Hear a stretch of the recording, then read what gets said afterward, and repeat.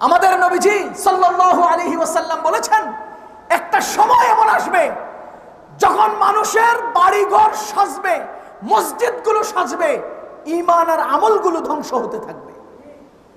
আজকে আমাদের মসজিদ সাজতেছে, সুন্দর কারুকার্য মসজিদ, সেই মসজিদে আমল নাই, সেই মসজিদে আমল নাই। এটা কিয়ামতের আলামত, এটা কিয়ামতের আলামত। আজকে মসজিদ একটা পর্যটন কেন্দ্রে পরিণত হয়েছে, এটা কিয়ামতের আলামত। ও মুসলমান, এটা কিয়ামতের আলামত।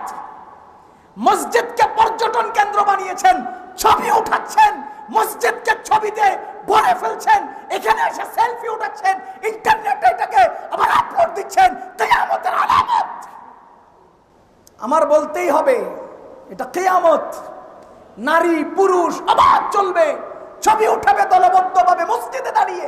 কিয়ামত, কিয়ামত, কিয়ামতের আলামত।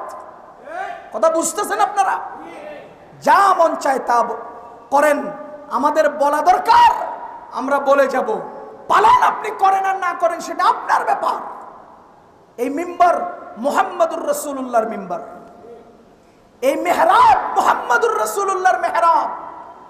এজন্য স্পষ্টতর বলছি, মসজিদের পবিত্রতা যতটুকুনের মধ্যে রক্ষা পায়, অতটুকুনের মধ্যে মসজিদের পবিত্রতা রক্ষা করবেন।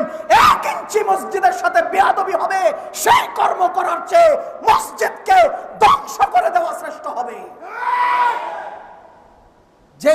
যেই আচরণের দ্বারা মসজিদ নষ্ট হবে, মসজিদের পবিত্রতা নষ্ট হবে, সেই আচরণের চেয়ে মসজিদ না থাকা ভালো। আল্লাহ আমাদেরকে হেফাজত করো।